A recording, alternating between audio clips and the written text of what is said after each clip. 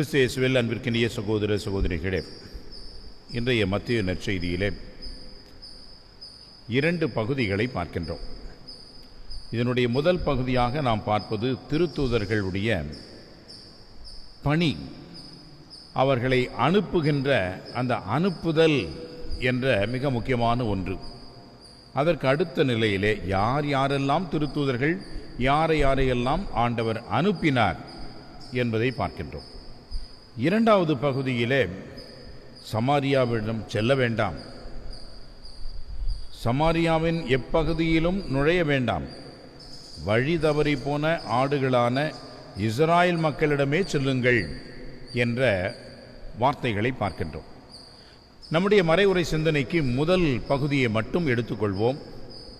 அந்த முதல் பகுதியிலே 12 சீடர்களை ஆண்டவர் அழைத்தார், அனுப்புகிறார். இந்த 12 சீடர்கள் யார் என்று பெயர்களை நாம் இங்கே பார்க்கின்றோம். அன்புக்குரியவர்களே, இந்த நேரத்திலே நாம் ஒரு அடிப்படையான வித்தியாசத்தையும் ஒரு அடிப்படையான மாற்றத்தையும் நாம் பார்க்கின்றோம். முதலிலே அப்போஸ்தலர்கள் அல்லது திருத்தூதர்கள் என்ற ஒரு வரிசையையும் சீடர்கள் என்ற மற்றொரு வரிசையையும் பார்க்கின்றோம்.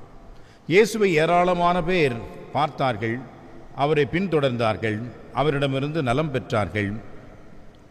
அவர்களெல்லாம் ஒரு குழுவினர்.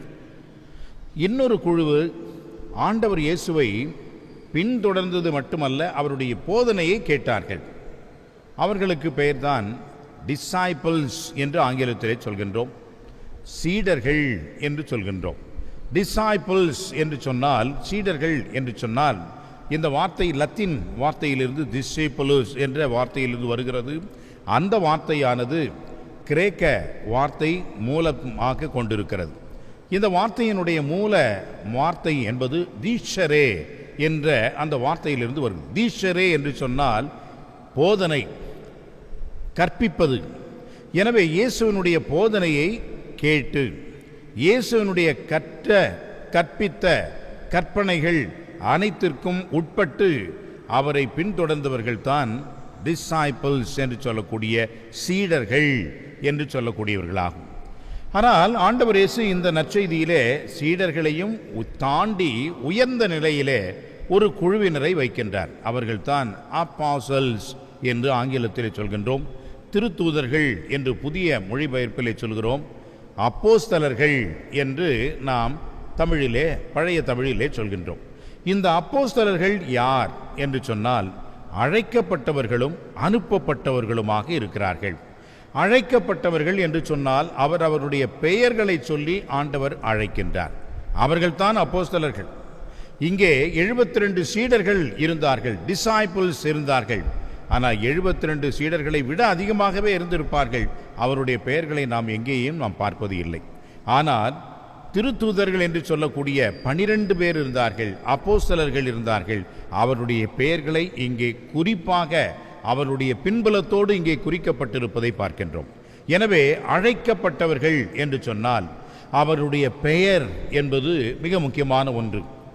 அந்த வகையிலே தான் இன்றைக்கு இந்த 12 பேருடைய பெயர் வரிசையும் பட்டியலையும் நாம் இங்கே பார்க்கின்றோம்.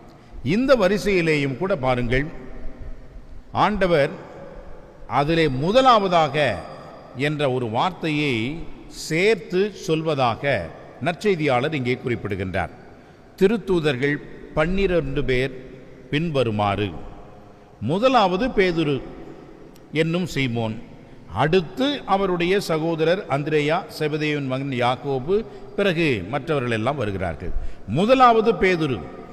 எனவே பல நேரங்களில் நாம் நினைக்கின்றோம், ஆண்டவர் இயேசு இந்த பாப்பரசர், இந்த திருத்தந்தை, திருச்சபையின் தலைவர் என்பதையெல்லாம் அவர் ஏற்படுத்தவில்லை, அமைக்கவில்லை, நாம ஏற்படுத்தி கொண்டோம் என்று பல பிரிவினை சபை சகோதரர்கள் சொல்வார்கள். காரணம், அவர்கள் பாப்பரசரை திருச்சபையின் தலைவராக ஏற்றுக்கொள்வது இல்லை, திருச்சபையோடு ஒன்றித்திருப்பது இல்லை. எனவே அவர்கள் பாப்பரசரை ஏற்றுக்கொள்ளாததனால், திருத்தந்தையை ஏற்றுக்கொள்ளாத காரணத்தினால் அது நாம ஏற்றுக்கொண்ட ஒரு அமைப்பு. உண்மைதான், மனிதர்களாக நாம் அமைத்து கொண்ட ஒரு அமைப்பாக இருந்தாலும் ஆண்டவரே அதை விருப்பம் தெரிவித்து அமைத்து நமக்கு அந்த ஒரு அருளை கொடுத்திருக்கின்றார். எனவே தான் பாருங்கள், முதலாவது பேதுரு என்று வருகிறது. எல்லா நற்செய்தியிலும் இப்படித்தான் வருகிறது. பேதுருவை முதலாவது என்ற அந்த ஒரு வார்த்தையோடு சேர்த்துத்தான் சொல்கின்றார்கள். அப்படி என்றால் திருத்தூதர்களுக்கு முதலாவதாக இருப்பது யாரு? பேதுரு.